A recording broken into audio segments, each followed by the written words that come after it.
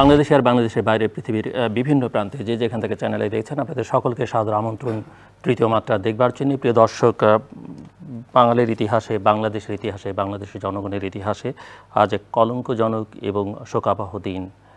সবাই জানেন যে 2009 সালের এই দিনে বাংলাদেশ রাইফেলসের, তৎকালীন বাংলাদেশ রাইফেলস, যেটি আজকে বিজিবি, তার সদর দপ্তরে তৎকালীন রাইফেলসের সদস্যরা, সৈনিকরা বিদ্রোহ করে, সশস্ত্র বিদ্রোহ, এবং তার প্রেক্ষিতে বাংলাদেশের সমসাময়িক ইতিহাসের 57 জন তুখোর অফিসার প্রাণ দেন। এবং শুধু ওই 57 জন অফিসারই প্রাণ দেন না, সেই সঙ্গে আরও বেশ কিছু মানুষ প্রাণ দেন। বেশ কিছু নির্যাতনের ঘটনা ঘটে, নারী শিশু তারা নানা রকমভাবে নির্যাতিত হন।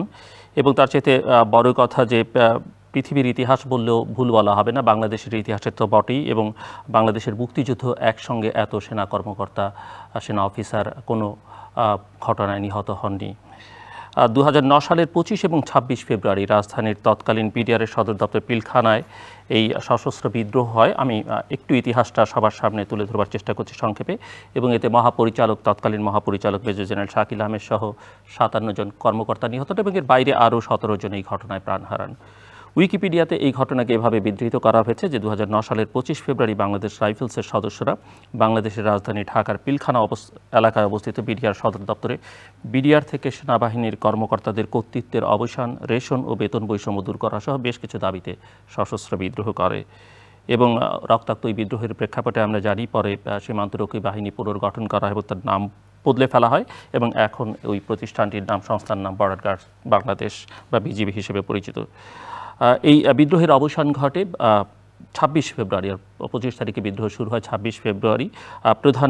বাংলাদেশের প্রধানমন্ত্রী শেখ হাসিনার সঙ্গে বিদ্রোহীদের আলোচনার পরে বিদ্রোহীরা অস্ত্র জমা দেন এবং পিলখানা নিয়ন্ত্রণে আসে। অবসান 33 ঘন্টার এক বিদ্রোহ আমরা দেখেছি। এরপরে অন্তত আওয়ামী লীগ বর্তমানে যারা ক্ষমতায় আছেন তারা তখন ক্ষমতায় আসেন 2008-এর নির্বাচনের মধ্য দিয়ে। 40 দিনের মধ্যেই এই ঘটনা ঘটে এবং বিদ্রোহ দমনে সরাসরি সামরিক শক্তি প্রয়োগ না করায় তৎকালীন বিরোধী দল বিএনপি শুরুতেই প্রশ্ন তুলেছিল এবং তারা প্রতিবেশী ভারতের দিকে ইঙ্গিত তুলেছিল এই ঘটনার জন্যে। অন্যদিকে মার্কিন নথি, ফাঁসোয়া নথি, উইকিলিক্সের তথ্য অনুযায়ী যেটি জানা যায় যে বিদ্রোহ মোকাবেলার ক্ষেত্রে প্রধানমন্ত্রী শেখ হাসিনা যতটা সম্ভব রক্তপাত এড়াতে চান বলে মার্কিন তৎকালীন রাষ্ট্রদূত জেমস মরিয়ার্টির কাছে মনে হয়েছে। এবং পিলখানায় বিদ্রোহ সূত্র ধরে দেশের বিভিন্ন স্থানে জওয়ানরা বিদ্রোহ করে, সীমান্ত রক্ষাকারী বাহিনীর ওই বিদ্রোহ আন্তর্জাতিক অঙ্গনে আলোড়ন তোলে। বিদ্রোহের বিচার হয়েছে আমরা জানি, যদিও এই হত্যাকাণ্ডের বিচার এখনো পর্যন্ত দেশবাসী দেখতে পায়নি। বিদ্রোহের বিচারে আমরা জানি বাংলাদেশের ইতিহাসে সবচাইতে কোনো মামলায় সবচেয়ে বেশি আসামি যাদের সাজা হয়েছে এই মামলাটিতে, এবং আসামির সংখ্যা দিক থেকে ইতিহাসে সবচেয়ে বড় মামলা 2009 সালের 25 এবং 26 ফেব্রুয়ারি ঘটনায় 2013 সালের 5ই নভেম্বর বিচারিক আদালত রায় দেয় এবং এই মামলায় আসামি ছিলেন 846 জন, সাজা হয় 568 জনের এবং তাদের মধ্যে 152 আসামিকে মৃত্যুদণ্ড, 160 জনকে যাবজ্জীবন কারাদণ্ড, 256 জনের বিভিন্ন মেয়াদে কারাদণ্ড হয়। আদালত তার রায় বলেছে যে এই বিদ্রোহের ঘটনার পেছনে মোটিভ ছিল রাজনৈতিক এবং কূটনৈতিক মোটিভও থাকতে পারে। বিচারকের রায়ে আরও বলা হয় সামরিক নিরাপত্তা ব্যবস্থা ধ্বংস করার মোটিভ নিয়ে এই বিদ্রোহের ঘটনা হয়েছিল। বহির্বিশ্বের কাছে আমাদের দেশকে ছোট করা, বিদেশি বিনিয়োগ না আসার জন্য কলকাঠি নাড়া হয়েছে। এবং এই বিদ্রোহের তথ্য আগে জানতে না পারার ঘটনায় গোয়েন্দা দুর্বলতার কথাও বিচারক বলেন। আপিলের প্রেক্ষিতে 2017 সালে এই মামলায় 139 জনের মৃত্যুদণ্ডাদেশ দিয়েছে হাইকোর্ট। আসামিদের মধ্যে 182 জনকে 10 বছরের কারাদণ্ড, 185 জনকে যাবজ্জীবন, 8 জনকে 7 ও 4 জনকে 3 বছর করে কারাদণ্ড দেওয়া হয় এবং অপরাধ প্রমাণিত না হয় নিম্ন আদালতে দণ্ডাদেশ পাওয়া 45 জনকে খালাস দেওয়া হয়। যাবজ্জীবন পাওয়া 12 জন এবং বিভিন্ন মেয়াদে কারাদণ্ডপ্রাপ্ত 29 জনকে খালাস দেয়, মৃত্যুদণ্ডপ্রাপ্ত 4 জনকে হাইকোর্ট খালাস দেয়। এবং তৎকালীন হাইকোর্টের ওই মামলার আদালতের বিচারপতি নজরুল ইসলাম তালুকদার বলেন যে বাংলাদেশের ইতিহাসের এ ধরনের হত্যাকাণ্ড প্রথম ঘটেছে। এ ধরনের ঘটনা পরিকল্পিত, হত্যাকাণ্ড নিয়ে ভেতরে বাইরে ষড়যন্ত্র হয়েছে। কি হয়েছে না হয়েছে এটি নিয়ে 2009 সাল থেকে আসলে আমরা বহু বিচার বিশ্লেষণ করেছি। এবং সব কথার শেষ কথা এবং সবচেয়ে গুরুত্বপূর্ণ কথা যে যার চায় সেই আসলে বোঝে। বাংলাদেশের মুক্তিযুদ্ধে অসংখ্য মানুষ জীবন দিয়েছে, মুক্তিযুদ্ধের পরেও নানা ঘটনায় অসংখ্য মানুষ জীবন দিয়েছেন। তাদের জন্য বাংলাদেশের মানুষ আমরা কি করতে পেরেছি সেগুলো নিয়ে অনেক রকমের আলোচনা হতে পারে, কিন্তু সেখানে না করার ইতিহাসটাই প্রধান হয়ে উঠেছে এবং আসলে ভুক্তভোগী যারা গেছেন তাদের স্বজনরা। আজকে এই ঘটনায় 57 জন অফিসারকে যারা মারা গেছেন তাদের মধ্যে 6 জনের পরিবারের সদস্যরা আমার সঙ্গে স্টুডিওতে। আমি তাদেরকে স্বাগত জানাবো, অভিনন্দন জানাবো যে অনেক কষ্ট বুকে নিয়েও তারা আজকের এই দিনে আমাদের সঙ্গে কথা বলতে এসেছেন এবং গোটা দেশবাসীর সঙ্গে তাদের সেই দুঃখ কষ্ট শেয়ার করবার জন্য এসেছেন। চলুন পরিচিত হয়ে কারা আছেন আমার সঙ্গে। আমার ভাই বসা আছেন মিসেস নেহরিন ফেরদৌসি, তিনি শহীদ কর্নেল মোহাম্মদ মুজিবুল হকের স্ত্রী। তারপরে রয়েছেন মিসেস কোহিনুর হোসেন, তিনি শহীদ মেজর কাজী মোসাদ্দেক হোসেনের স্ত্রী। এবং তারপরে রয়েছেন অ্যাডভোকেট সাকিব রহমান, তিনি শহীদ কর্নেল কুদরত ইলাহি রহমান শফিকের পুত্র। এবং আমার ডানে রয়েছেন ডাক্তার রোয়েনা মতিন, তিনি শহীদ লেফটেন্যান্ট কর্নেল এনশাদ ইবনে আমিনের স্ত্রী। এবং তারপরে রয়েছেন মিসেস রীতা রহমান জুলি, তিনি শহীদ মেজর মাহবুবুর রহমানের স্ত্রী।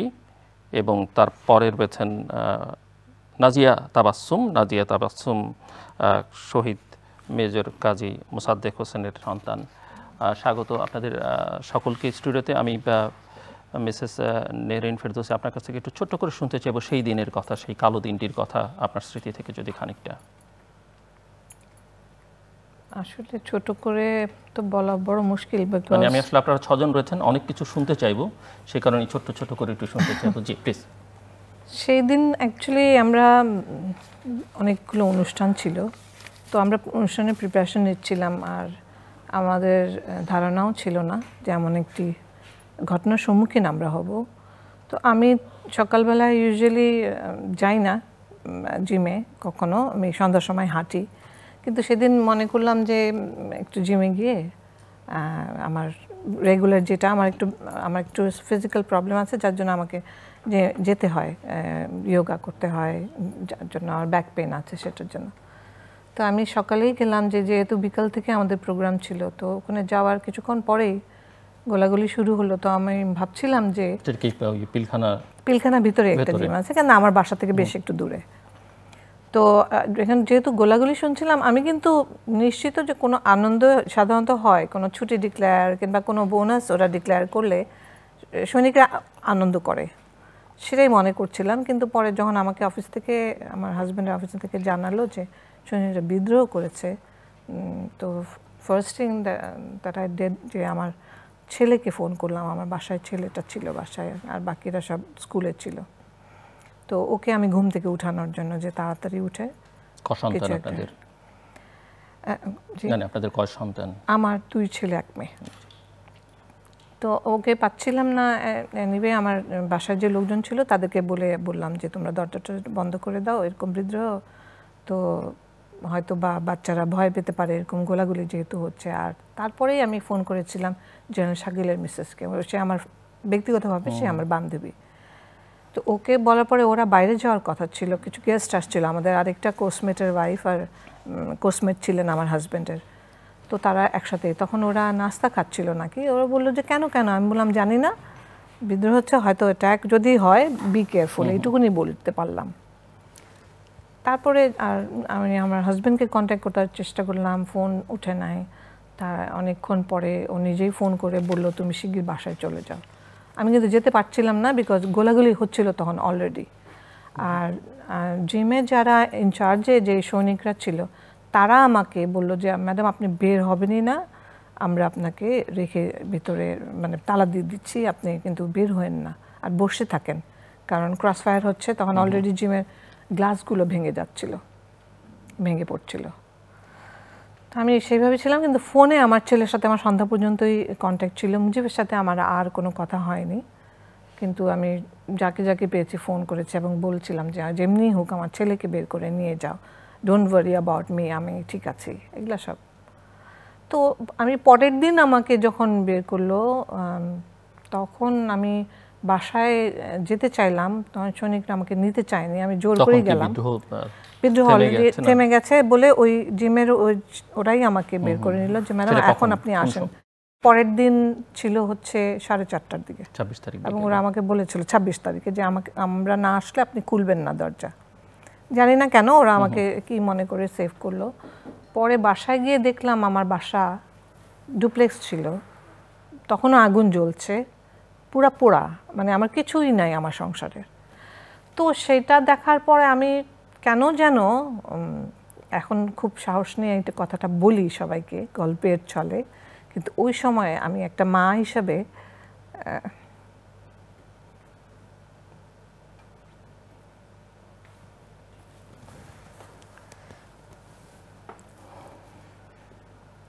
সরি আমার 25 বছরের সংসারে কিছুই ছিল না, আমার ছেলেটাকে খুঁজছিলাম।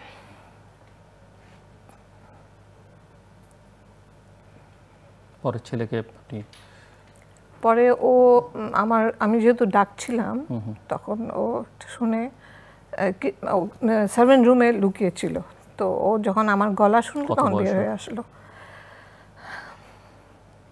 বড় ছেলে? এটা আমার সেকেন্ড সান। আর সরি আমি মানে আমি কারোর সামনে এরকম ভাবে ভেঙে পড়তে পছন্দ করি না, কারণ আমি চাই না যে আমার এই দুর্বলতাগুলো মানুষের কাছে প্রকাশ পাক। তো এনিওয়ে লাকিলি আমার ছেলেটা বের হয়ে আসলো।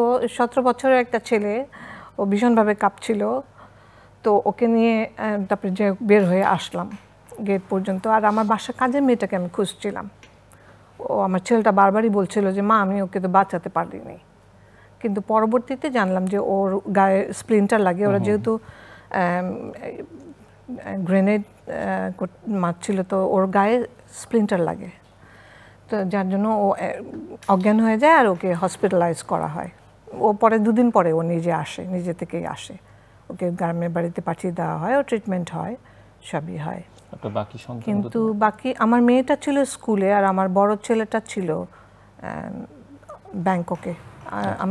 আমরা বিজিআরে আসার আগে আমার হাজব্যান্ড মিনিস্টার কাউন্সিলর ছিলেন ব্যাংককে, সেই পোস্টে ছিলেন। তো আমি আমার ছেলেকে ওখানে তার ও লেভেলটা করার জন্য রেখে আসছিলাম, তো ও ওইখানেই ছিল।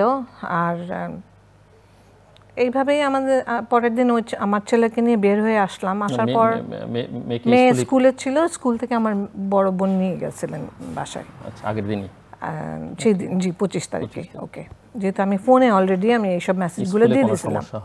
স্কুল ছিল যেহেতু বনানীতে, গুলশানে, যার জন্য ওই এরিয়ার মধ্যে স্কুলে ছিল না। আর ওই দিন লাকিলি যেহেতু প্যারেডের পরের দিন একটা অনুষ্ঠান ছিল, স্কুল কিন্তু বন্ধ ছিল আমাদের। সো আপনি এই যে এত বড় একটা ঘটনা ঘটে গেল ভয়ানক, কখন জানতে পারলেন, মানে কর্নেল মুজিব সম্পর্কে বা অন্যদের সম্পর্কে যে পরিস্থিতিটা এত ভয়ানক? এটা আমি জানতে পারলাম পরের দিন যখন বাসায় যেতে যেতে তো সন্ধ্যাই হয়ে গেল। সবাই বলল যে তুমি ফ্রেশন আপ হয়ে যাও। আমি গোসল করলাম এবং প্রত্যেকে বললো তুমি শিগগির নামাজটা শেষ করে ফেলো। নামাজ পরে 8টার সময় আমার বড় বোন তখন ব্রিটিশ হাই কমিশনের ছিলেন। সেই হাই কমিশনে একজন ডক্টর ছিলেন, he is a trauma specialist. তো উনি অ্যাকচুয়ালি বললেন যে আমি এটা ডিল করব, কারণ আমি তখন সবাইকে বলছিলাম যে আচ্ছা আমি আসছি, দোয়া করো যে মুজিব আর বাকি অফিসাররা যেন ভালো মতন আসে। আমার মনে হয় ওরা হস্টেজ করে রাখছে। সাধারণত আমরা যেটা জানি যে কোনো বিদ্রোহে ওরা সিনিয়রদেরকে হস্টেজ করে।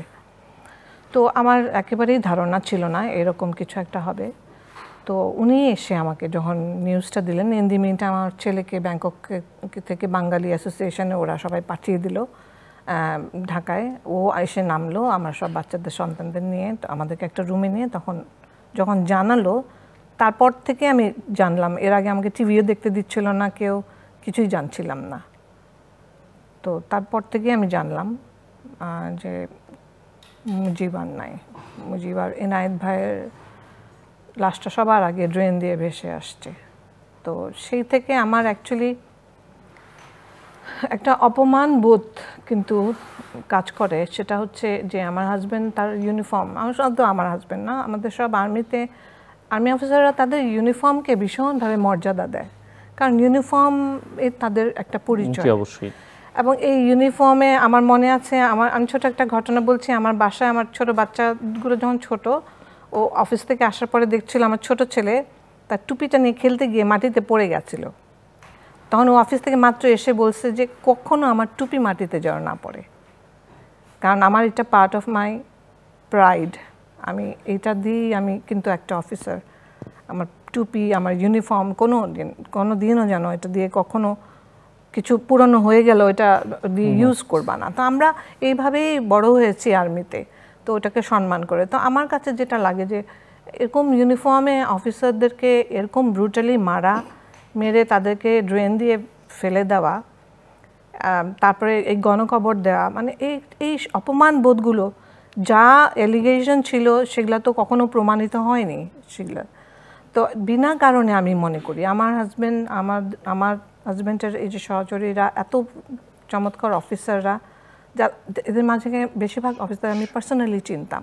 সবাই খুবই ব্রিলিয়ান্ট অফিসার ছিলেন। হ্যাঁ, এই যে এমন একটা মৃত্যু, এই জিনিসটাকে যে নিয়ে আমরা এত আগাচ্ছি, প্রতিদিন হাসছি, ঘুরছি, বাচ্চাদের বড় করছি, দায়িত্ব পালন করছি, সমাজের কাছে, দশের কাছে, দেশের কাছে, দেশেরও কাজ করছি। যেমন ভাবি ডক্টর, উনি ওনার পেশায় আছেন, ও টিচার, উনি আরো বাচ্চাদের শিক্ষিত করছে। তো আমরা কিন্তু সমাজকে আমরা দিচ্ছি, কিন্তু আমাদের এই যে একটা অপমানের জায়গাটা, এই জায়গাটার ক্ষতটাকে আমি কিছুতেই মেটাতে পারছি না।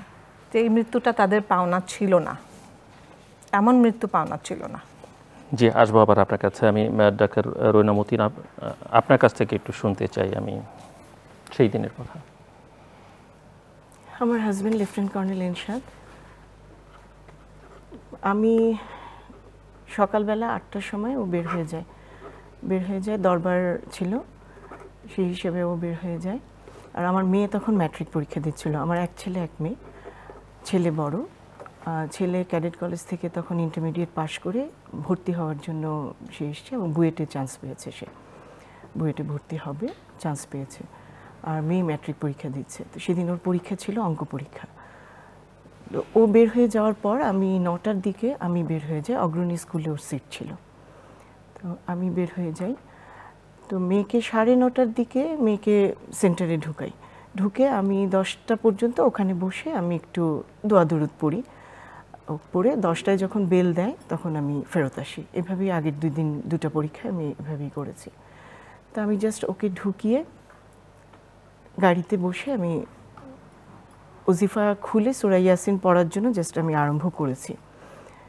আর অগ্রণী স্কুলটা বিডিআরের, তখনও জানেন না আপনি? আমি কিছুই জানি না তখনও, কিছু আসলে গুলি আওয়াজ কিংবা কোনো কিছু আরম্ভ হয়নি। জি, আমি মেয়েকে ই করে আমি ওর জন্য দোয়া দরুদ পড়ে তারপরে আমি ফেরত আসি, তখন আমি বাসায় চলে আসি।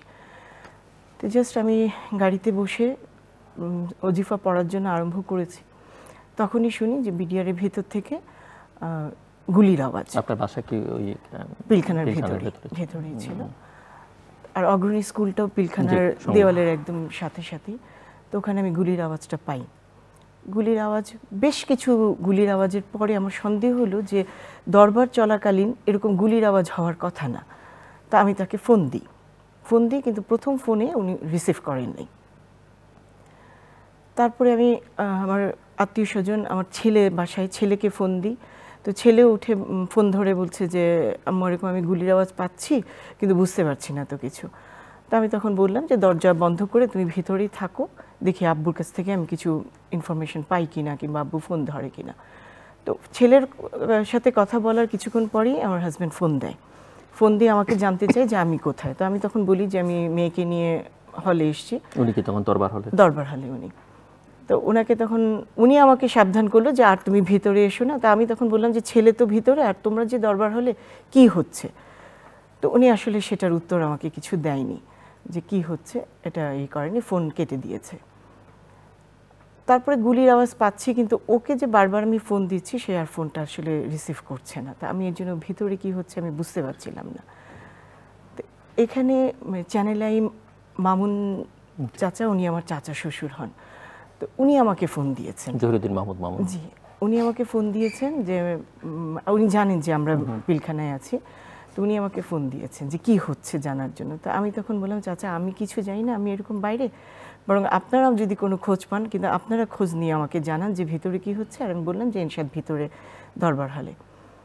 তো এই পর্যন্তই জেনেছি। তারপরে ক্যান্টনমেন্টে অনেক কোর্সমেটদেরকে ফোন করে জানার চেষ্টা করেছি, কিন্তু ভিতরে কি হচ্ছে আসলে এটা কেউই পরিষ্কারভাবে কেউ কিছু বলতে পারছিল না। তারপরে আমি একদম পুরো সময়টা ওখানে দাঁড়ানো, ওখানে থাকা অগ্রণী স্কুলের সামনেই। মেয়ে পরীক্ষা দিয়ে একটার সময় বের হয়, বের হয়ে তখন মেয়েও খুব পাজল যে ওরাও শুনতে পাচ্ছিল ওই গুলির আওয়াজ।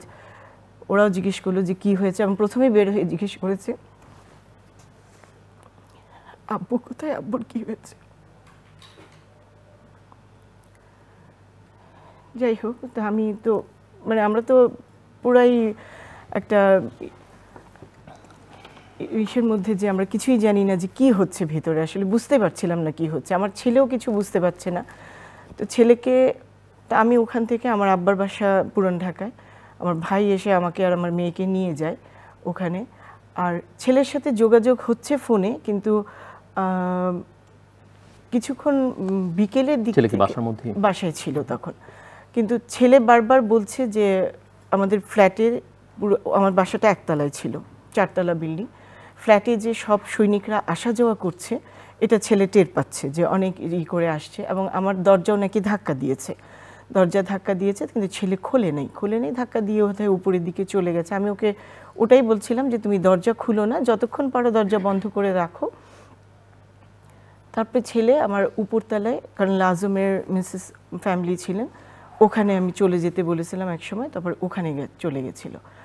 বিকেলের দিকে সম্ভবত বিকেলের দিকে ওই ফ্যামিলি সহ আমার ছেলে সবাইকে হোস্টেস করে তখন নিয়ে যায়।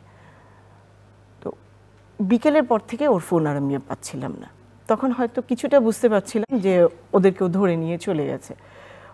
আর ওখানে যাওয়ার পরে রাত্রেবেলা কোনো সৈনিকের ফোনের মাধ্যমে আমার ছেলে কথা বলতে পেরেছিল। তো সৈনিক মোবাইল দিয়ে আমার মোবাইলে করতে চাই নাই, ও টিএনটি লাইনে, আমার আব্বার বাসায় টিএনটি লাইনে ফোন দিয়ে তখন কথা বলিয়ে দেয় যে ছেলে, তখন আমি জানলাম যে ছেলেকেও ধরে নিয়ে গেছে, এবং ছেলের সাথে অন্যান্য ফ্যামিলি, আমার বিল্ডিংয়ের সব ফ্যামিলিদেরকে ধরে নিয়ে গেছে। ওই পর্যন্তই আমি করতে পেরেছি। তারপরে 26 তারিখ সকালবেলা আমার আসলে এখন অতটা আমি করতে পারি না, রিকালেক্ট করতে পারি না যে ওকে কখন ছেড়েছিল। সম্ভবত 26 তারিখ সকালবেলা আমি, অথবা 27 তারিখ সকালবেলা ছেলে সহ সবাইকে যখন করেছে, 27 তারিখ দুপুরের দিকে, দুপুরের পরে মনে হয়, 26 তারিখে দুপুরের পরে। তো আমার ওখানে ধানমন্ডিতে আমার আত্মীয় স্বজনের বাসা ছিল। আমি ছেলে বের হয়েই যখন ও গেট থেকে ওই কারো ফোনের মাধ্যমে আবার আমাকে জানায় যে এরকম ছেড়েছে, তখন আমি বলি যে ওদের বাসায় যেতে। আমি আমার আব্বার বাসার থেকে ওদের কাছে আসি, কিন্তু তখনও ছেলে বারবারই জিজ্ঞেস করছে আব্বুর কিন্তু আমি কোনো খবর পাইনি। শুধু একটাই আমাকে বলেছিল যে যেখানে ওদেরকে রেখেছিল ওখানে কয়েকজন অফিসার ছিলেন, কর্নেল কামরুজ্জামানও ছিলেন। ওনাকে নাকি আমার ছেলে জিজ্ঞেস করেছিল যে আঙ্কেল আব্বুর কোনো খবর, আব্বু কোথায়, আব্বুর কিছু জানেন কিনা।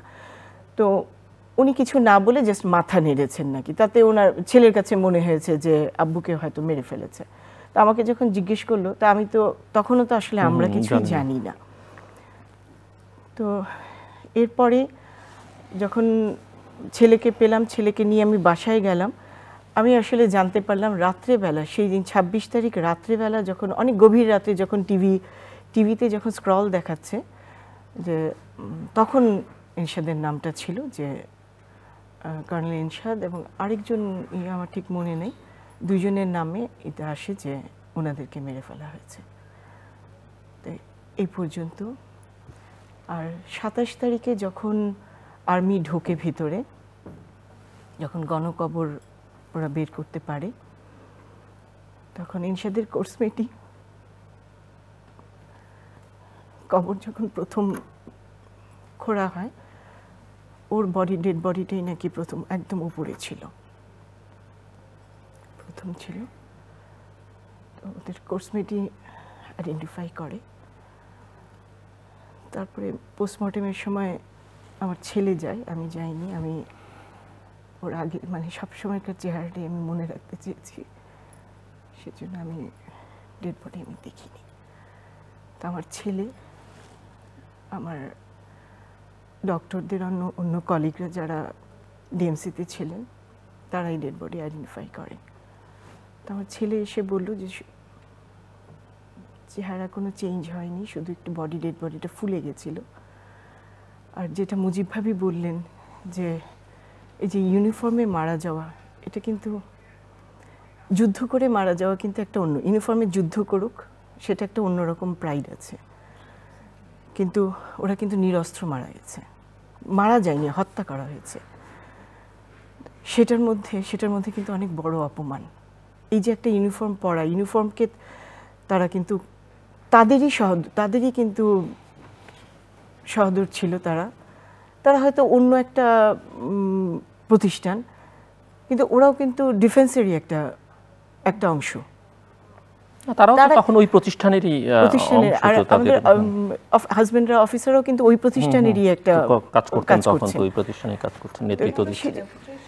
ডেপুটেশন কিন্তু ওই বিডিআর এর অফিসার না, সেনা অফিসার। আমি বলছি ডেপুটেশনে গিয়ে ওই প্রতিষ্ঠানেই কাজ করছেন। সেটা থাকে 3 বছর, এর বেশি না ইউজুয়ালি। একটু মিসেস কোহিনুর হোসেন, একটু আপনার কাছ থেকে সেই দিনের কথা শুনতে চাই। আমি কি বলবো, কেননা ও বিডিআরে পোস্টিং ছিল না, ও র্যাব হেডকোয়ার্টারে ছিল। তো ওই দিন সকালবেলা ইউনিফর্ম পরে ও র্যাবের ড্রেস পরে গেল, বাসা থেকে বের হলো। তো আমার মেয়েদের ওই দিন স্কুলটা বন্ধ ছিল, 2 মেয়ের। আপনার 2 সন্তান? 2 মেয়ে আমার। তো 2 মেয়ে ওরা ঘুমাচ্ছে, ও সকালবেলা চলে গেল বাসা থেকে নাস্তা খেয়ে। আমার খাটের পাশে এসে বললো যে ক্যামেরাটা কোথায়, ক্যামেরাটা কোন সাইডে। তা আমি খুঁজে বের করে দিলাম। আপনার বাসা তখন কোথায়? আমি তখন বাইরে ছিলাম, কেন ও র্যাবে বিডিআরে কুমিল্লাতে ছিল, 7 মাস ছিল সেখানে। আমি আর যাইনি, বাচ্চাদের ওই দিন বোধহয় পদক নেবার কথা। ওই দিন পদক নেওয়ার জন্যই গিয়েছে। তো সকালবেলা বাসা থেকে র্যাবের গাড়িতে রানার ড্রাইভার ছিল, ওদের নিয়ে গেল। গিয়ে আমি তো জানি যে ও আসবে, আর আমার বাইরে যাওয়ার কথা ছিল, একটু ওই যে সিএমএসে যাওয়ার কথা ছিল। তো ও আসবে, ও বলছে আমি 10:30টায় ব্যাক করব। তো আমি ওইভাবে রেডি হচ্ছি, তো ওরই ফোন কিন্তু 10:15টার সময় ফোন দিল। তো আমি ফোন প্রথমে ধরতে পারিনি, তারপর মেসেজ দিল যে পিক আপ দ্য ফোন, তারপর আবার মেসেজ দিল, তারপর আর ফোন দেয়নি। 4টা-5টা শুধু মেসেজই দিল। সে মেসেজ দিল যে আমি এরকম বিডিআরের ভিতরে আছি, বাথরুমের ভিতরে আছি, আমি টয়লেটে আছি, তুমি টেনশন করো না। ও মনে করেছে কি আমি জানি, কিন্তু আমি তো কিছু জানি না, কারণ আমি তো একদম পুরোপুরি বাইরে। পিলখানায় যে কি হচ্ছে, ওপেন দ্য টিভি, এটাও লিখছে সে। তারপর তখনই আমি টিভি খুললাম, খুলে তখন দেখি যে, তা আমি কি করব আমি বুঝতেছি। আমি চিৎকার দিলাম, আমার 2 বাচ্চা ওই পাশের রুমে শোয়া, ওরা দৌড়ে আসলো যে মা আমি তো কিছু বুঝতেছি না কি হচ্ছে, আমি আমার মাকে ফোন করব না ভাইকে ফোন করব। ওরই মেসেজ বারবার আসতেছে যে, তারপর লাস্ট ওর মেসেজটা আসলো ওই 2 মেয়ের যে I love you more than anything, just এই মেসেজটা ছিল। সেটা হলো 1:45টার দিকে। এরপর আর মেসেজ না, কিন্তু ওর যে জানটা যায় ওই সময় ও মোবাইল অন করেছে। আমি তো কিছু বুঝতেছি না যে কিসের শব্দ আর কি হচ্ছে। আমি তো ব্রাশ ফেয়ারের শব্দ, ওর কাকানির শব্দ, কিন্তু আমি এখন বুঝি যে সেটা ওর মৃত্যু ছিল। তারপর মোবাইল অফ, মোবাইল ওরা নিয়েছে, বুটের শব্দ। মানে আমি 25 তারিখ 26 তারিখ শুধুই করেছে যে আমার তো এখানে বসে থাকলে হবে না। আর ও র্যাবে ছিল, যার জন্য ও র্যাবে জয়েন করলো মাত্র 1 মাস। র্যাবও আমাকে পাচ্ছে না, মানে আমার কোনো নাম্বারও তাদের কাছে নাই যে আমাকে খুঁজে যে কেউ বের করবে যে আমি কোথায় আছি। তারপর কুসমেট ভাইদের ফোন করলাম যে ভাই ওর তো কোনো খবর পাচ্ছি না। 27 তারিখ আমি গেটে গেলাম, যখন আমাকে মানে 1টার দিকে টেনে নিয়ে বের করছে মানে গেটের সামনে দিয়ে, তখন বুঝলাম যে সামথিং রং, ও নাই হয়তো এটাই। আর আমার বাচ্চা তখন ছোটটা ক্লাস 2-এ পড়ে আর বড়টা ক্লাস 7-এ। কিন্তু অনেক মানে এরকম মানে আশা করি নাই যে এরকম একটা ইউনিফর্ম পরে সে একটা ক্রেস্ট আনতে গিয়েছে, মানে ট্রফি আনতে গিয়ে যে কি হলো এটা। তো আমাদের প্রশ্ন এখনো আছে যে আমরা জানতে চাই যে আসলে কি কি এমন অপরাধ ছিল ওদের। মিসেস রীতা রহমান, আসলে মানে এই দিনটার কথা কি বলবো, আমার তো মানে আরও স্যাড যে জাস্ট সেদিন জয়েন করতে গেল, আগের দিন রাত 12টার সময় ইউনিফর্ম এনেছে বিডিআর থেকে, যে ইউনিফর্মটাও বানানো ছিল না, যে নতুন করে ইউনিফর্ম বানালো 22 তারিখে জাস্ট পোস্টিং দিল। এবং মেজর মাহবুবের ছুটি ছিল 28 তারিখ পর্যন্ত, ফেব্রুয়ারির ছুটি ছিল, কিন্তু হঠাৎ করে 25 তারিখে জয়েন করতে বলা হলো। তো তখন যেহেতু অর্ডার, আর্মি তো কখনো তো তারা অর্ডার বরখেলাপ তো করেনি, এমার্জেন্সি ড্রেস বানালো। 23 তারিখে আমার বাচ্চাটাকে, একটাই মেয়ে ছিল আমাদের, সে আজ বেঁচে নেই, ফায়জা। তো ওকে ডক্টর দেখানোর পরে ইউনিফর্মটা বানালো এবং 24 তারিখ রাত 11টার সময় বিডিআর থেকে ড্রেসটা ইউনিফর্ম নিয়ে আসলো যে সকালবেলা যেতে হবে। তারপর খুব তাড়াহুড়ো করে সকাল 7:30টার মধ্যে বেরিয়ে গেল বাসার থেকে। এবং আমি ছিলাম আমার বাবার বাসায় ক্যান্টনমেন্ট থেকে একদম 7:30টার মধ্যে ইউনিফর্ম পরে আমার বাবার বাসায় ছিলাম, যেহেতু সেদিন ফার্স্ট জয়নিং ও যাচ্ছে। তো সব কিছু নিয়ে গেল সাথে, ল্যাপটপ, যে ফার্স্ট জয়নিং হয়তো কিছু লাগতে পারে, কিছু ছবি ছিল সাথে।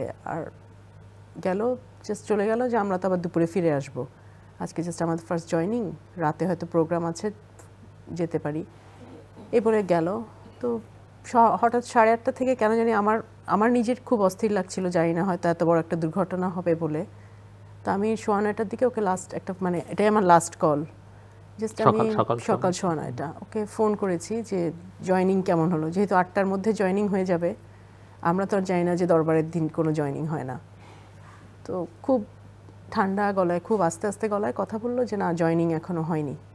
জয়নিং হয়নি, কি করছো? যে আমি ডিজির স্যারের রুমে বসে আছি। তো জয়নিং হয়নি, আবার খুব মানে অসংলগ্ন কথাবার্তা, ফায়জা কি করছে, মানে ঠিক আছে তুমি আর একটু রেস্ট নাও।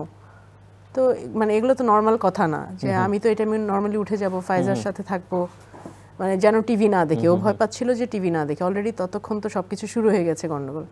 আবার আমার আম্মুরা বাসায় অন্য রুমে, তারা সবাই টিভি দেখছিল এবং আমাকে তারা কিছু জানাচ্ছিল না, কারণ ডিজির রুমের সামনে বা ওনার জাস্ট যে রুমটা ছিল সেই সামনে আমাদের গাড়িটা ছিল, কারণ ও তো নিজে গাড়ি ড্রাইভ করে গেছে। তারপরে ফোনটা কেটে দিল যে আর কোনো কথা না বলে দেখা হবে। তো এটা একটু কেমন মানে অ্যাবনর্মাল কথা, যে দেখা হবে এরকম তো কথা মানে বলার কথা না।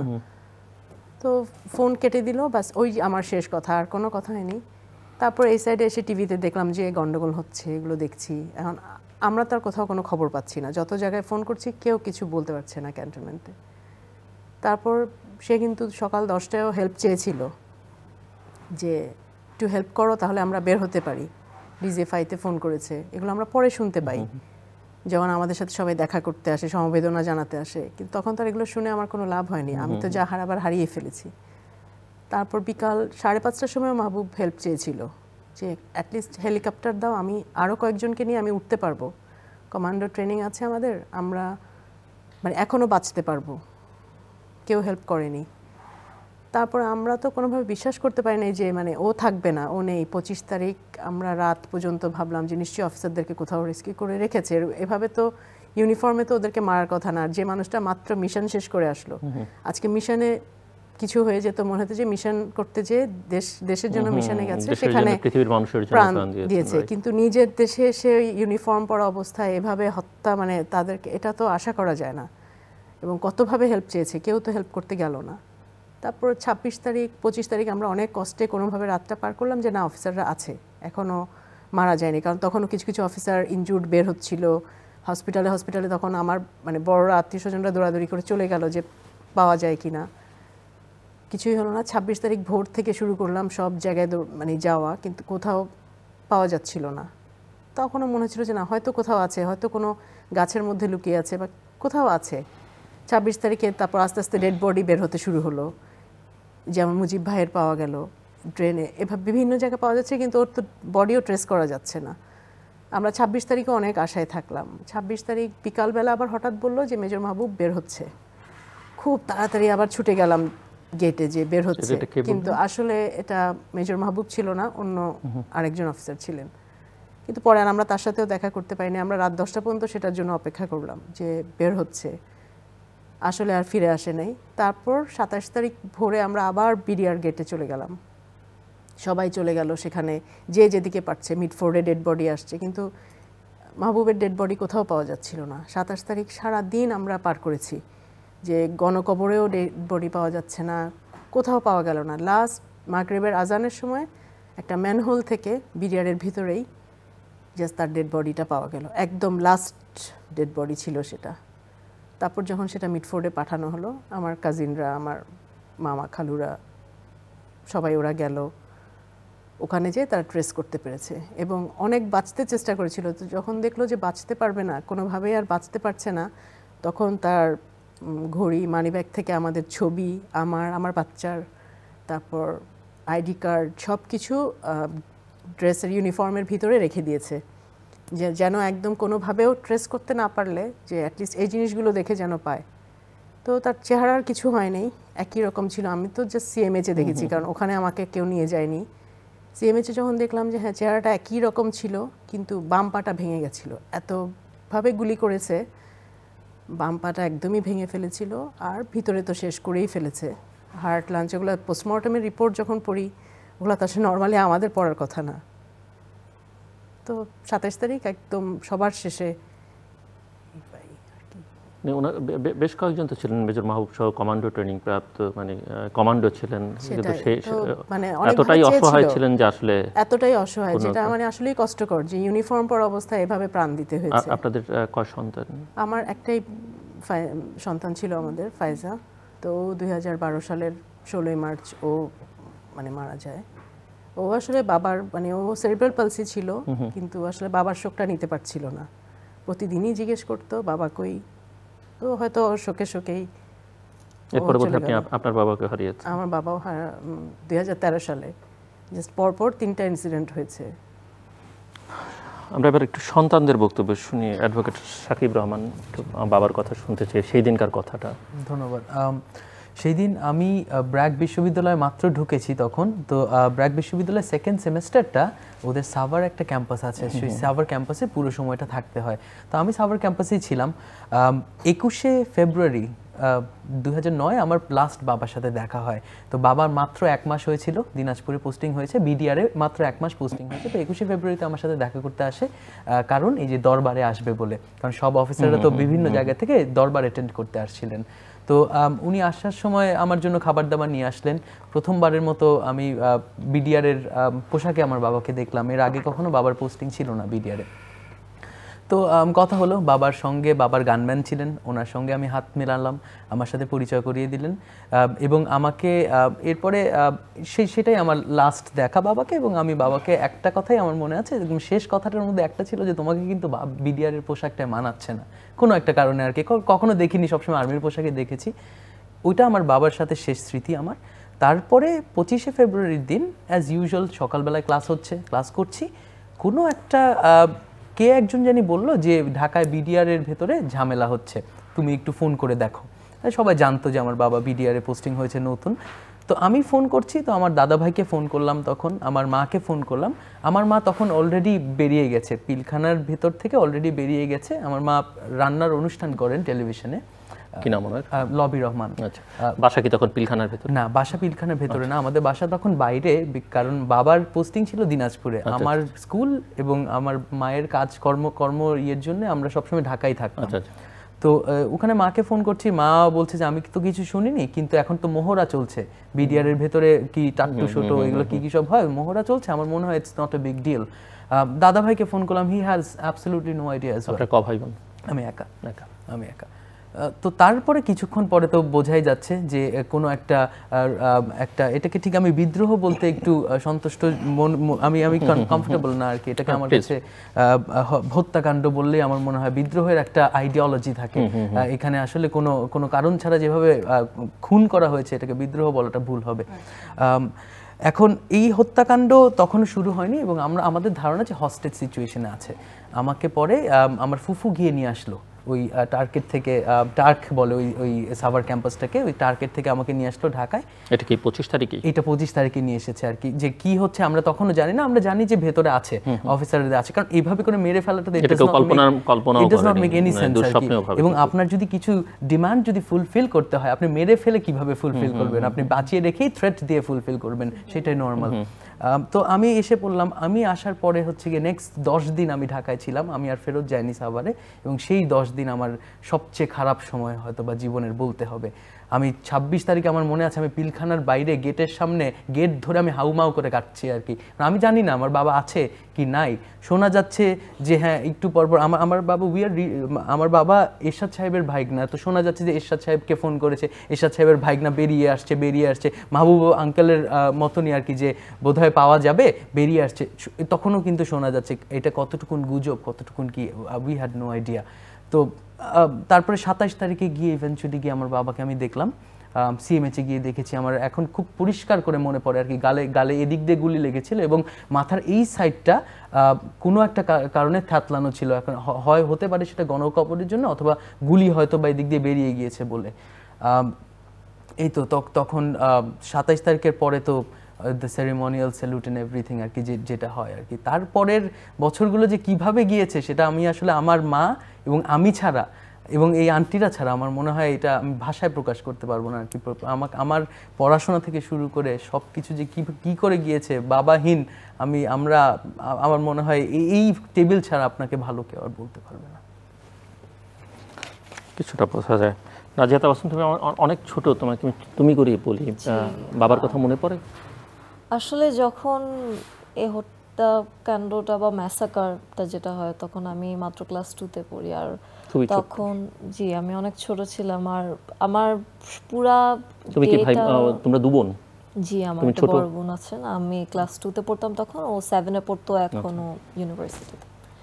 সো তখন দিনে তার আগের দিন রাতের বেলা আমার বোন আর আমার মধ্যে এমনি প্রবলেম হতো আর কি। তখন আমার লাস্ট মেমোরি বাবার সাথে মনে আছে কি, যে বাবা এসে ঘুমানোর টাইমে আমাদেরকে বলে যেত কি যে দেখো তোমরা এরকম করো না, তোমাদের একসাথে থাকতে হবে, স্টাফ লাইক দ্যাট। এটাই আমার লাস্ট মেমোরি আমার বাবার সাথে। কারণ আর আমার বাবার সঙ্গে প্রবলেম হতো মানে কি, হ্যাঁ মানে নরমাল থাকলে স্বাভাবিক থাকেই, হ্যাঁ এরকম পিঠাপিঠি থাকলে ভাই বোন এরকম হয় সব জায়গায়। বাট লাইক যখন বাবা আসতো তখন আর কি প্রবলেমগুলো হতো না, বিকজ আমাদের দোনোজনের জন্য our dad was the centre of our universe. And সকালে উঠে আমরা জাস্ট, আমাদের স্কুল ছিল না, আমি আমার রুমে ছিলাম। আর কোন স্কুলে পড়তে তুমি? আমি বিআইএসে পড়তাম তখন। আর তখন হঠাৎ বাসা ছিল জি তখন আমি হঠাৎ শুনতে পাই কি যে মা চিৎকার দিয়েছে। তো আমি গেলাম, যে দেখি মা টিভি অন করেছে আর এরকম কয়েকটা সোলজার ছাদে, আর ওরা এরকম গুলাগুলি করছে।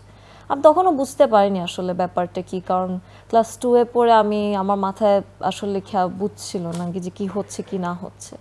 আর মা বলছে কি যে বাবা এরকম আটকে গিয়েছেন এবং বাবা মেসেজ পাঠাচ্ছে পর আমার মা যেভাবে বলল যে টিভি অন করো বা we love you and stuff like that.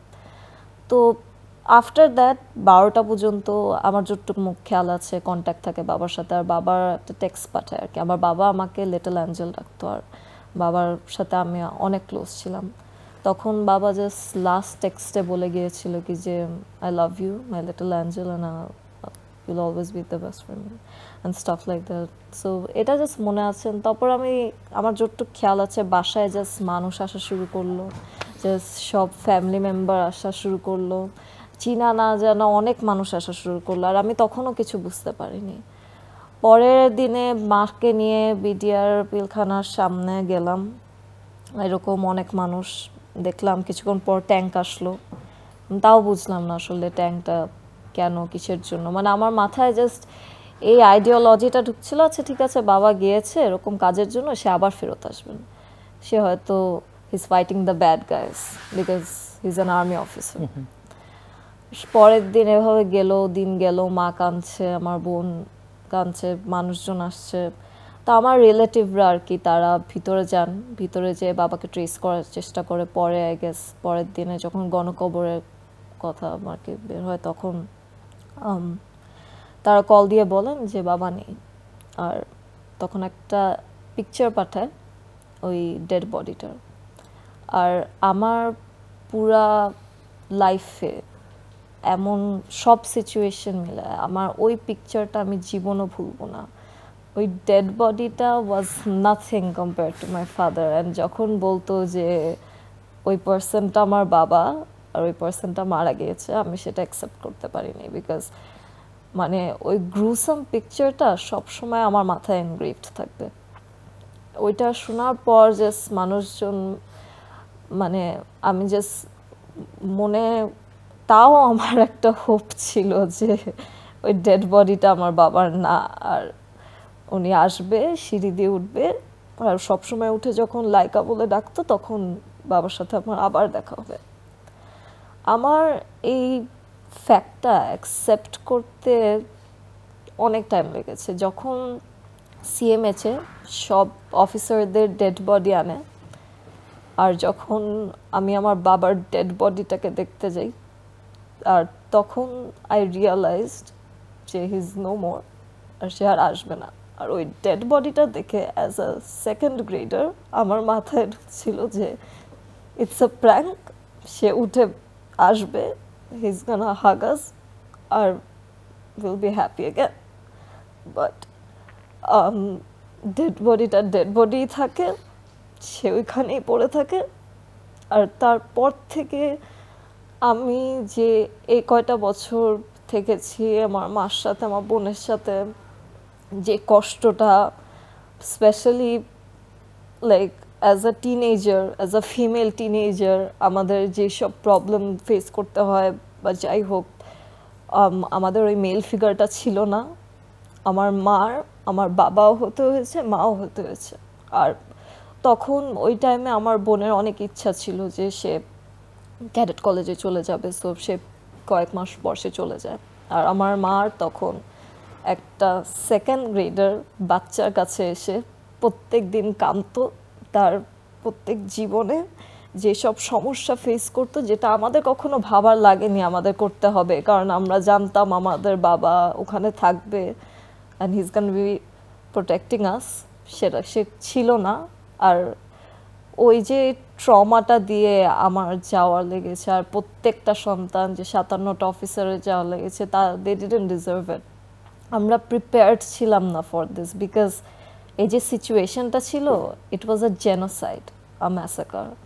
আর এই জেনোসাইডটা, অ্যান্ড ইটস ফানি যে জেনোসাইডটা তারাই করেছে যাদের জন্য এই অফিসারগুলো এত ট্রেনিং নিয়ে এত করে, যাদের সাথে কাজ করতো, যেই সোকল টিম, দ্য প্রাইড, এই টিমটাই তাদেরকে পরে তাদের জীবন নিয়ে নিয়েছে। আর আমার জাস্ট এটাই বলা আছে যে জাস্ট মানে এই যে তাদের যে মৃত্যুটা হয়েছে, এই যে they get the respect that they deserve. আর লাইক পুরা দেশ জানি তাদেরকে মনে রাখে এই যে স্যাক্রিফাইসটা তারা যে করেছে। আর নট খালি এই দেশ না, পুরা গ্লোবাল কমিউনিটি, বিকজ পুরা ওয়ার্ল্ডে একটাও কেস নাই যে একটা নেশনের আর্ম ফোর্সের মধ্যে তাদের নিজের অফিসারদেরকেই তারা মেরেছে। So that's it. তুমি কিসে পড়ছো এখন? আমি এখন college first year, Adamjee cantonment college. লেখাপড়া করছো ঠিক মতো? জি, কারণ বাবার স্বপ্ন আমাদেরই পূরণ। তুমি সবসময় মনে রাখবে যে বাবা তোমার সঙ্গে আছেন, বাবা তোমাকে দেখছেন, এবং অবশ্যই একদিন তোমার সঙ্গে তোমার বাবার দেখা হবে। এবং তুমি যত ভালো করবে বাবা তত বেশি হ্যাপি হবেন। এবং অনেক কষ্টে যারা থাকে তারা কিন্তু চাইলে সৃষ্টিকর্তার একটা আশীর্বাদ থাকে, তারা কিন্তু অনেক বড় হতে পারে। কষ্ট করা মানুষ কিন্তু পৃথিবীতে সংখ্যা অনেক বড় হয়েছে বেশি। আমি একটু আপনার কাছে আসি, মিসেস নেহরিন ফেরদৌসী। এই প্রকাশনাটি আপনাদের শ্রদ্ধাঞ্জলি আমি একটু ধরতে পারি বোধহয়, একটু শ্রদ্ধাঞ্জলি বলবেন আপনি এটির মানে এই প্রকাশনাটি সম্পর্কে? এটা প্রকাশনাটা আমরা করলাম হচ্ছে, এটা করার জন্য খুবই মানে টিম ওয়ার্ক ছিল অবশ্যই। আমার দেবর, আমার ননদ, আমার 3 দেবর, আমার ননদ, আমরা 5 জন এটা একটা ট্রাস্ট গঠন করি। করে আমাদের এটা প্রথম প্রজেক্ট। আমরা কর্নেল মুজিবের নাম, কর্নেল মুজিব ট্রাস্ট এটা নাম, এটা ওয়েবসাইটে আছে, যে কেউ যেতে পারে। colmujibrtrust.com এ গেলে ওখানে থাকে, কেউ কোনো লেখা দিতে চাইলে দিতে পারে। তারপরে যেটাই চায় ওরা ওখানে গিয়ে জানতে পারে। সবার সম্বন্ধে আছে। আমাদের 57 অফিসার এবং 2 জন যে মুজিবের কোর্সমেট ছিলেন, ওনার ওয়াইফ এবং ওনার কোর্সমেটার, ওদের সম্বন্ধেও লেখা আছে এখানটায়। তো এই শ্রদ্ধাঞ্জলি বইটা আমরা ডিসাইড করলাম মারা যাওয়ার 3 মাস পরে যে আমরা এমন কিছু একটা করি যেটা থেকে যাবে। কারণ একটা সময় এই যে অনুভূতিগুলো সব কিছু ওভারকাম হয়, আর সেগুলো কোনো ডকুমেন্টস যদি না থাকে তাহলে পরের প্রজন্মরা জানতে পারে না। তো আমার দেবর তার যেহেতু জার্নালিজমে ও পাশ করেছে, তো ওর কিছু জুনিয়র জার্নালিস্টদেরকে নিয়ে এই কাজটা করে। প্রত্যেকের বাসায় বাসায় গিয়ে ওদের কাছ থেকে যতটুকুই ছবি, খুব আমরা ডিটেইল করতে পারি নাই, আর ভলিউম বেশি, আর 57 জনের সম্পর্কে আছে এখানটায়। আর যেহেতু বেশি ভলিউম বড় হলে খরচ বেশি, আমাদের তো অত খরচ ছিল না, যা আমরা নিজেরা যতটুকু পেরেছি সেইভাবে। অনেকে অভিমান করে তখন বলেন নেই ওই সময়। অ্যাকচুয়ালি আমরা এরকম একটা ঘটনার পর যেটা হয় ফেস করে ফ্যামিলি এবং বাচ্চারা, সেটাকে বলা হয় ট্রমা। এই ট্রমাটা বুঝে না আমাদের দেশের মানুষ অনেক সময়। তো সেই জন্য ওটা বুঝে অনেকেরটাই নিজে থেকেই লেখা হয়েছে, কিছু কালেক্ট করে। তো মোটামুটি আমরা একটা বায়োগ্রাফি করেছি যেন এটা থাকে, অফিসারদের সম্বন্ধে বলা আর ওই সময় কিছু অনুভূতি বলা। তো এটাকে এক রকমের অ্যালবাম বলা যায়, বায়োগ্রাফি বলা যায়, যেটাতে অনেক কিছু গিয়ে আপনি এক জায়গায় সবকিছু পাবেন। ছোট পরিসরে, যদিও আমাদের সীমাবদ্ধতা ছিল। জি, আরেকটি বই আমার হাতে রয়েছে, শহীদ লেফটেন্যান্ট কর্নেল এরশাদ ইবনে আমিন, হৃদয় রক্তক্ষরণ। আপনি একটু আমাদেরকে বলবেন, ডক্টর রোয়েনা মতিন, এটি আপনারা করেছেন? এই বইটা আমার শাশুড়ির সম্পাদনায় প্রকাশিত হয়। আমার শাশুড়ি লেখিকা, চিটাগাংয়ের স্বনামধন্য রম্য লেখিকা বেগম ফাহমিদা আমিন, ওনার সম্পাদনায় এই বইটা প্রকাশ করে। এটার মধ্যে আসলে অনেকটা স্মৃতিচারণ হিসাবেই লেফটেন্যান্ট কর্নেল এরশাদের সম্বন্ধে লেখা আছে, এবং সেগুলি সবগুলি লেখা আমাদের পরিবারের সদস্যরা লিখেছেন, ওনার বন্ধুরা লিখেছেন, আর কিছু আছে তখন ফেসবুকে যারা করেছেন। ফেসবুকে আসলে 2টা গ্রুপ করা আছে, একটা লেফটেন্যান্ট কর্নেল এরশাদের নামে, আরেকটা আছে 25 ফেব্রুয়ারি শহীদ সেনা দিবস। এটা আসলে আমাদের একটা চাওয়া, এবং এটাই একটা বড় চাওয়া আমাদের এখন আমাদের আসলে আমরা কি পেয়েছি, কি দেওয়া হয়েছে ওখানে ওই সময়টা, এটা কিন্তু আমাদের জন্য বড় না। আমাদের এই যে একটা ক্ষত, এই ক্ষত কিন্তু ওই যে দিয়েছে, ওই যে দেওয়া পাওয়া, সেটা দিয়ে কিন্তু পূরণ হবে না। সেজন্য এখন আমাদের সবচেয়ে বড় চাওয়া তাদের স্মৃতি যেন রক্ষা থাকে, এবং তাদের স্মৃতি যদি আমরা রক্ষা করতে চাই তাহলে কিন্তু এই ওদের এই যে মৃত্যুটাকে স্মরণ করা, এবং সেটার জন্য কিন্তু আমরা এই দিনটাকে আমরা একটা দিবস হিসাবে পালন করতে পারি। সেই জন্য আমাদের সবসময় আমাদের এর পরের থেকেই আমরা দেশের সমস্ত অথরিটি, যে কোনো জায়গাতে আমরা কিন্তু এই দাবিটা আমরা চেয়ে এসেছি ওনাদের কাছে, যে 25 ফেব্রুয়ারি শহীদ সেনা দিবস হিসেবে পালন করা হোক। আপনারা কবে থেকে করছেন দাবিটা? আমরা সেকেন্ড ইয়ার থেকেই আমরা ওটা চাচ্ছি। এখন পর্যন্ত না, ওটা আমরা এখন পর্যন্ত মানে ফুলফিল হয়নি। আমরা এমনও চাচ্ছি যে ওই দিনটা ছুটির দরকার নেই, যদি সরকারি ছুটি দিতে চায় ছুটির দরকার নাই, কারণ ছুটি হলে নতুন একটা ছুটি যোগ করা মানে হয়তো সরকারের অনেক কিছু তৈরি করতে হবে, অনেক কিছু করতে হবে, ছুটির দরকার নেই, কারণ আমরা চাই ওটা সব জায়গায় পালন হোক। সেজন্য সেটা যে ছুটির দরকার নাই, কিন্তু ওই দিনটাকে এই নাম একটা হিসেবে দিবস না দিলে দিবস যেন তৈরি হয়। মানুষ তো মনে রাখবে না, জি। এমনি ধীরে এমনি ধীরে সবাই ভুলে যাবে। এমনি আর যে- আমরা চাচ্ছি এটা জেনারেশন ওয়াইজ এটা ট্রান্সফার হোক এবং জানুক যে কি নৃশংসতা হয়েছে। একটা খোলা জায়গায় আমরা একটা স্মৃতিসৌধও চাচ্ছিলাম যেখানে মানুষ গিয়ে শ্রদ্ধা জানাবে, আনন্দ না, জাস্ট শ্রদ্ধা জানাবে। তাতে হবে কি সবাই জানবে যে এমন একটা ঘটনা। এই যে আপনারা বিভিন্ন অথরিটিকে জানাচ্ছেন বা তাদের কাছে লিখেছেন, কেউ কি রেসপন্স করেছে? আমি বলছি পজিটিভলি না করলে কোনো ব্যাখ্যা কেউ দিয়েছে যে এটা সমস্যা আছে বা এটা না ওটা? কেউ এখন পর্যন্ত আমাদেরকে না বলেনি কিংবা কোনো প্রতিশ্রুতিও দেয়নি বা কোনো রকম ব্যাখ্যাও বা না, কোনো ব্যাখ্যা এখনো পাইনি যে কেন হচ্ছে না, এরকম ব্যাখ্যা পাইনি অ্যাকচুয়ালি। এমনকি আমরা চেয়েছিলাম যে শুধু যে 25 ফেব্রুয়ারির জন্যই যে যারা শহীদ হয়েছেন শুধু তাদের জন্য না, আমরা এটাও চাচ্ছিলাম যে আর্মিতে যত শহীদ অনেক কিছু হয়েছে, মিশনে মারা গেছেন, সবারটাই এর সঙ্গে যুক্ত হয়ে তারপরে বেনিন দুর্ঘটনায় মারা গেছেন, শান্তি বাহিনীর ওখানে হিল ট্র্যাক্সে মারা গেছেন, আমাদের আর্মিতে অনেক অফিসারই শহীদ হয়েছেন। এরা যেহেতু আর ইউনিফর্মে মারা গেছেন, তার মানে তারা শহীদ হয়েছেন। সবার উদ্দেশ্যেই এই দিনটাকে এই দিবস হিসাবে যেন পালন করতে পারি আমরা। একটু মিসেস কোহিনুর হোসাইন এবং মিসেস রিতা রহমান, আপনাদের দুজনের কাছ থেকে আমি একটু শুনতে যাব অন্যদের সম্পর্কে। আমি তো সবাইকে আনতে পারিনি, এটি ব্যর্থতা। আপনাদের 5টি পরিবার নিয়ে এসেছি আমরা। অন্য কারো সম্পর্কে আপনাদের বা তাদের পরিবারের সদস্য সঙ্গে যেটি আপনি মনে করেন যে এই ট্র্যাজেডির অংশ জাতির জানা দরকার, আমি বোঝাতে পেরেছি আপনাদের দুজনকে? আপনাদের তো নিশ্চয়ই সবার মধ্যে যোগাযোগটা আছে, আমি যতটুকু বুঝতে পারি। সবাই পার করছে, যেটা আপনি বলছেন ঠিক আছে, বাচ্চাদের মানুষ করছে, বিভিন্ন ফেস করছে, তো নিজেরাই সমাধান করছে। কারণ ভাবিরা পাশে কেউ নেই, না পাশে কেউ নেই, যার যার কাজ তাড়াতাড়ি করতে হচ্ছে। এবং আমি আমারটা দিয়ে বলছি, আমি আমার 2 মেয়ে নিয়েই তো আমি করছি। আমার বড় মেয়ে ক্যাডেটে ছিল, এই যে যাওয়া আসা সব কিছু করা সবই আমাকে করতে হয়েছে। এবং এই পর্যন্ত আল্লাহর মতো পার করেছে 9টা বছর। এরকম করে আমাদের সমস্ত ভাবিরা নিজেরাই ফাইট করে চলছে। কিন্তু আমাদের সবারই একটা দাবি, এই যে ভাবি বলল, শহীদ সেনা দিবস যদি হয় তাহলে এটা আমাদের জন্য, আমাদের বাচ্চাদের জন্য, ভবিষ্যতের জন্য আর কি। আমরা তো আর ওদের ফেরত পাবো না। এখন এটা যদি করলে আর কি, যদি সরকার করেন আর কি, এটাই। আমরা সবাই তো একইভাবেই সময় পার করছি, এবং আমি তো অনেক ক্রুশিয়াল টাইম পার করেছি 2009-এর পরে।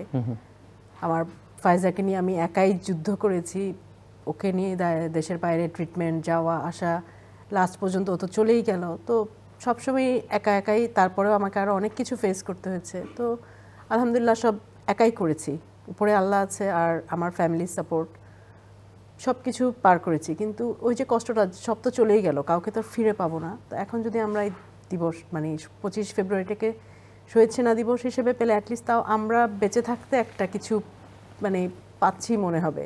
সব তো চলেই গেল, আমাদের নেক্সট জেনারেশন জানতে পারবে।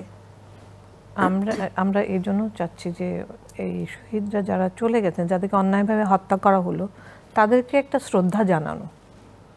দিবসটা যদি হয়, আমরা মনে করি আমাদের সেন্টিমেন্ট এটা তাদেরকে একটা শ্রদ্ধাও তো জানানো হবে। সারা দেশবাসী জাতি জানবে, স্কুল কলেজে তাদের উদ্দেশ্যে 2টা দোয়া পড়া হবে। তো এইটাই, আমরা এমন কোনো আড়ম্বর কোনো অনুষ্ঠানও চাই না অ্যাকচুয়ালি।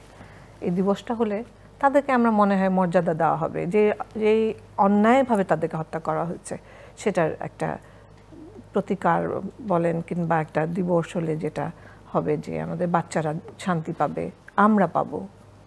সাকিব? Thank you.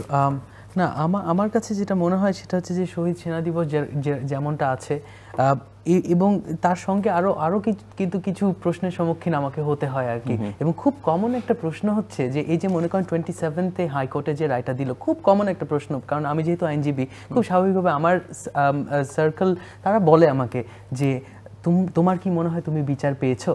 মানে এই যে হচ্ছে, এটা কি বিচার পেয়েছো?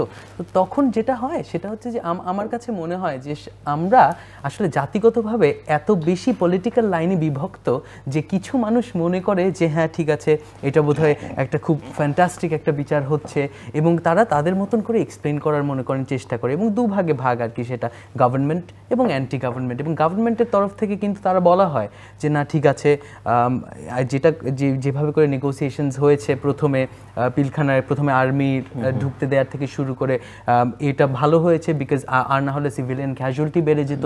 এবং ওনারা বলার চেষ্টা করে যে না ঠিক আছে, এই যে ট্রায়ালটা আছে, যেহেতু বিচার বিভাগ স্বাধীন, যার কারণে এই ট্রায়ালটা ঠিক হচ্ছে, এবং ওনারা এটা নিয়ে প্রাইড নেয়। On the other hand anti government কিছু লোক আছে যারা কিনা বলে, আগের কিছু এক্সাম্পল দিয়ে থাকেন যে হ্যাঁ আগে তো এরকম হয়েছে, বিদ্রোহ হয়েছে অথবা মিউটিনি হয়েছে, যখন কিনা গিয়ে সলভ করা গেছে। এবং ওনারা যদিও কিনা প্রকাশ্যে যে খুব বেশি একটা বলে যে এই ট্রায়াল একটা ফার্স, সেটা প্রকাশ্যে বলে না, কারণ আদালত অবমাননার মামলা খেয়ে যাবে, কিন্তু তারা কিন্তু মোটামুটিভাবে সেটা বেশ ভালো করেই প্রকাশ করে আর কি, যে একেবারে প্রকাশ না বললে লেখালেখিতে অথবা বোঝা যায়। এখন এরকম একটা অবস্থানের মধ্য থেকে যার যার রাজনৈতিক বিবেচনা থেকে, এবং যার যার রাজনৈতিক বিবেচনা থেকে তারা নিজেদের পলিটিক্যাল ভিউটার থেকে আসলে এক্সপ্লেইন করার চেষ্টা করে যে পিলখানার মধ্যে কি হয়েছে। এবং ইনফ্যাক্ট আপনি যদি মিলিটারি অ্যানালিস্টদেরকেও আনেন, আমি তো দেখি আপনার শো আমি মোটামুটি ফলো করি, আমার মনে হয় ওখানেও কিন্তু দেখবেন যে there are two different sides of the story আর কি। এখন একটা মিলিটারি অফিসার যখন two different sides of the story বলেন, তখন হয় তার পলিটিক্যাল অ্যাসপিরেশন থাকে অথবা অ্যাফিলিয়েশন থাকে, এটা নিয়ে আসলে কোনো ডাউট নাই আর কি।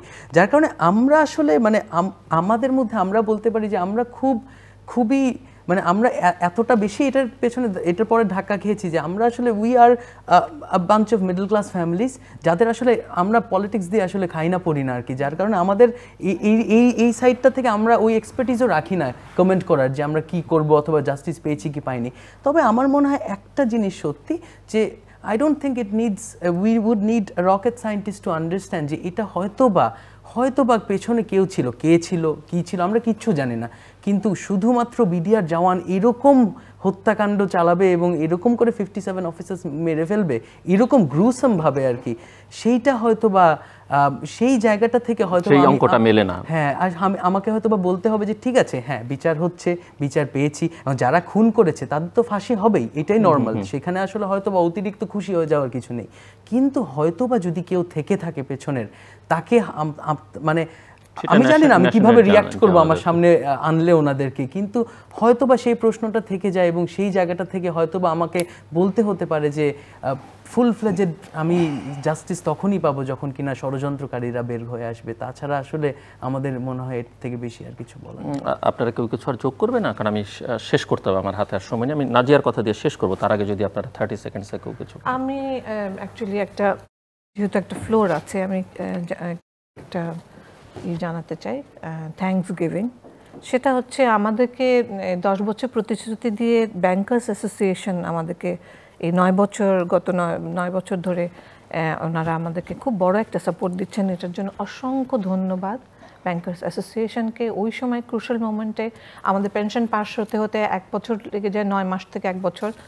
ওই সময়টা আমার লিটারেলি আমি ওনাদের টাকা দিয়ে আমার বাচ্চাদের বাজার করি, বাচ্চাদের স্কুল গোয়িং ওগুলো করি। ওনারা মাসে মাসে আমাদেরকে যেটা দিতেন 40,000 করে, যেটা দিয়ে আসছেন এখনও, এই বছর লাস্ট ওনারা দিবেন, 10 বছর প্রতিশ্রুতি রেখেছেন।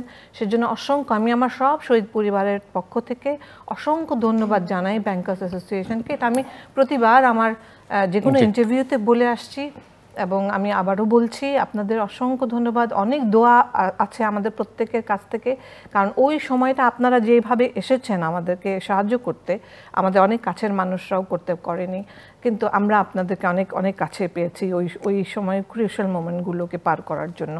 আজও আমরা পার করছি, এখনও স্কুলে যাচ্ছে বাচ্চারা। আর আরেকটা ব্যাপার যেটা হচ্ছে যে আমি ছোট করে বলি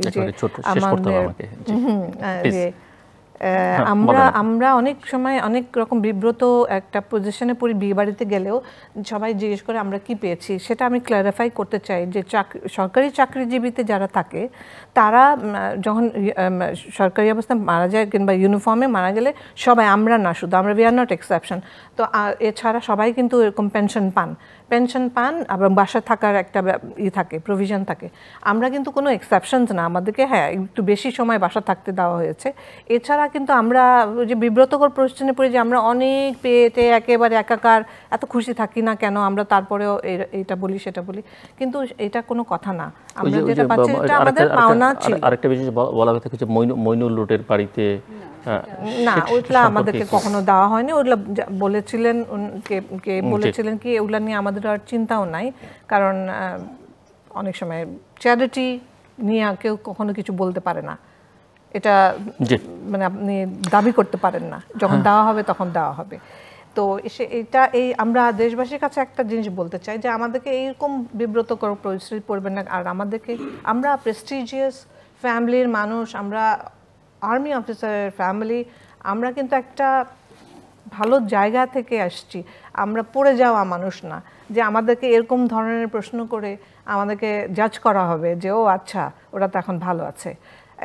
এই কনক্লুশনগুলো থেকে বেরিয়ে এসে আপনারা আমাদেরকে বরঞ্চ জিজ্ঞেস করবেন যে আমাদের বাচ্চারা কেমন আছে আর আমরা কেমন করে দিন পার করছি। ধন্যবাদ। নাজিয়া, ছোট্ট করে তুমি কিছু 1 লাইনে 2 লাইনে যদি বলো। আমি আসলে বলতে চাচ্ছি কি যে এখন পর্যন্ত আন্টিরা যারা বললো যে শহীদ সেনা দিবস পালন করা উচিত, আর আমি বিলিভ করি ওটা করা উচিত, বিকজ আমি চাই আমাদের বাবারা যারা এতদিন মারা গিয়েছেন তাদেরকে ওই রেসপেক্টটা দেওয়া উচিত। বাট আমি অলসো এগ্রি করি ভাইয়া যেটা বললো যে এই 9 বছরের স্প্যানে জানা না জানা অনেক স্টেক হোল্ডারদের অনেক স্টেটমেন্ট আমরা জানতে পেরেছি, because social media is a dangerous place and অনেক কিছুর ব্যাপারেই আমরা as daughter or son of this respective people আমরা যখন এইসব কিছু জানতে পাই অর উইটনেস করতে পাই, তখন আমাদেরও মনে হয় কি যে জাস্টিসটা আমরা পেয়েছি, আমরা ডু রেসপেক্ট দ্য ফ্যাক্ট কি যে হ্যাঁ আমরা প্রপার লিগাল ওয়েতে জাস্টিস পেয়েছি, বাট ইজ ইট এনাফ? আর পার্টিস কি ইনভলভড অ্যাকচুয়ালি ছিল, অ্যান্ড সোশ্যাল মিডিয়া দিয়ে আমরা যা জানতে পারছি ওইটা কি actually true? But in the end এখন আমরা জাস্ট চাচ্ছি কি যে জাস্ট শহীদ সেনা দিবসটা একটা লেজিটিমেট। অনেক ধন্যবাদ Nazia Tabassum, Mrs Rita Rahman Julie, doctor Rowena Motin, Mrs Nehrin Ferdousi, Mrs Kohinoor Hossain এবং অ্যাডভোকেট সাকিব রহমান। অনেক ধন্যবাদ এবং আপনাদের প্রতি আমাদের সহমর্মিতা, ভালোবাসা এবং যতটা পারেন নিরাপদে থাকবেন, শান্তিতে থাকবেন। দর্শক, আমাদেরকে শেষ করতে হচ্ছে। আমরা কয়েকটি 57টি পরিবারের মধ্যে মাত্র কয়েকটি পরিবারের শহীদ পরিবারের সদস্যদের সঙ্গে কথা বললাম। খুব বেশি তাদের চাওয়া নেই, কারণ যা হারিয়েছেন সেটি তারা কখনোই পূরণ করতে পারবেন না, কাজেই চাওয়াটাও তাদের তেমন নেই। আর এই কয়েক বছরের অভিজ্ঞতা বলছে আসলে চেয়েও কোনো লাভ নেই। ন্যূনতম যেটি চাওয়া সেটি হচ্ছে যে এই দিনটিকে বা এই দিন দুটোকে, এটিকে বিদ্রোহ বলতে ওনারা চান না, কারণ বিদ্রোহের একটা মোটিভ থাকে। এখানে কিছুই ছিল না, যা হয়েছে তা কেবলমাত্র হত্যাকাণ্ড। বিচার হয়েছে বিদ্রোহের, বিচার নিয়ে ওনাদের সন্তোষ অসন্তোষের তেমন কিছু নেই, কিন্তু ওনারা মনে করেন যে এই হত্যাকাণ্ডের পেছনে বা যে ঘটনা ঘটেছে, এই ঘটনার যে আকার আয়তন, তার পেছনে কিছু না আরও কিছু ছিল যেটি এখনও অনুদ্ঘাটিত। ওনারা জানেন না, কিন্তু ওনারা জানতে চান। এবং শুধু ওনারাই নয়, বাংলাদেশ যদি সেটি জানতে পারে, বাংলাদেশ সেনাবাহিনী যদি সেটি জানতে পারে, বাংলাদেশ সরকার যদি সেটি জানতে পারে, সেটি বাংলাদেশেরই কল্যাণ হবে। এবং ওনারা মনে করেন যে যে ঘটনা ঘটেছে, ওনাদের এই 4 ভদ্র মহিলার হাজব্যান্ডরা এবং এই 2 সন্তানের বাবারা, তারা অসম্মানিত হয়েছেন। ইউনিফর্ম পরা অবস্থায়, নিরস্ত্র অবস্থায় যেভাবে তাদেরকে জীবন দেওয়া হয়েছে, এই মেধাবী অফিসারদের আসলে অসম্মান করা হয়েছে। এবং এই মৃত্যুটা আসলে তাদের পাওনা ছিল না, কোনোভাবে কোনো অবস্থাতেই পাওনা ছিল না। কাজেই ওনারা শুধু একটি চাওয়া এখন ওনাদের, কিছুই না, সেটি হচ্ছে যে ওনাদেরকে সম্মান জানানোর জন্য জাতির যারা সম্মান জানাতে চান বা গোটা জাতি যদি জানাতে পারে, একটি দিবস ওনাদের জন্য করা, শুধু ওনাদের জন্য নয়। সেখানে ওনাদের মধ্যে তেমন কোনো স্বার্থপরতা নেই। বাংলাদেশ সেনাবাহিনীর সকল কর্মকর্তা, অফিসার, সদস্য যারা দেশে দেশের বাইরে দেশের জন্য, পৃথিবীর জন্য, মানুষের জন্য জীবন দিয়েছেন যেখানে, তাদের সকলের জন্য একটি দিবস ওনারা চান, যেই দিবসে তাদেরকে স্মরণ করা হবে। তাদের জন্য একটা মিনার বা সৌধ থাকুক যেখানে মানুষ তাদের শ্রদ্ধা জানাতে পারবে। এবং ভবিষ্যতের বাংলাদেশ, ভবিষ্যৎ প্রজন্ম যেন এই ইতিহাসটা জানে। এবং ইতিহাস আসলে ভবিষ্যতে এগিয়ে যাওয়ার জন্য সঠিক ইতিহাসটা রেখে যাওয়া আমাদের সকলের কাজ। সেই কাজটা যেন করেন। কাজে সংশ্লিষ্ট কর্তৃপক্ষের কাছে ওনারা অনেক দিন ধরে দাবি জানিয়ে আসছেন, বিভিন্ন জায়গায় ওনারা লিখেছেন। আমরা আশা করব যে সেরকম একটি দেবে, একটু বড় খুব চাওয়া নয়, এবং ওনারা বলছেন যে ওনারা ওই দিবসটিতে ছুটিও চান না, শুধু একটি দিবস, তার স্বীকৃতিটা চান। যার মধ্যে ভালোবাসা আছে, শ্রদ্ধা আছে, তিনি জানাতে যাবেন। যে কোনো প্রতিষ্ঠান জানাতে পারে, ব্যক্তি জানাতে পারেন, অ্যাটলিস্ট এই 57 পরিবারের সদস্যরা তো জানাতে পারবেন। অন্যরা জানাবেন কি জানাবেন না সেই দায় দায়িত্ব আমি নিতে পারবো না, আমি বলতেও চাই না। কিন্তু এই চাওয়াটা খুব বেশি চাওয়া বোধ হয় নয়। দর্শক, আমাদের সঙ্গে থাকবার জন্য আপনাদের অসংখ্য ধন্যবাদ, এবং এই সকল শহীদ সেনা কর্মকর্তাদের জন্য আমাদের শ্রদ্ধা, ভালোবাসা, কৃতজ্ঞতা, এবং আমাদের যে ব্যর্থতা, লজ্জা, ওনাদেরকে আমরা বাঁচাতে পারিনি, সেটি মাথায় রেখে তাদের প্রতি আরও একবার আমাদের শ্রদ্ধা এবং তাদের বিদেহী আত্মার শান্তি কামনা করে অনুষ্ঠান শেষ করছি। দর্শক, আপনাদের সবার জন্য শুভকামনা।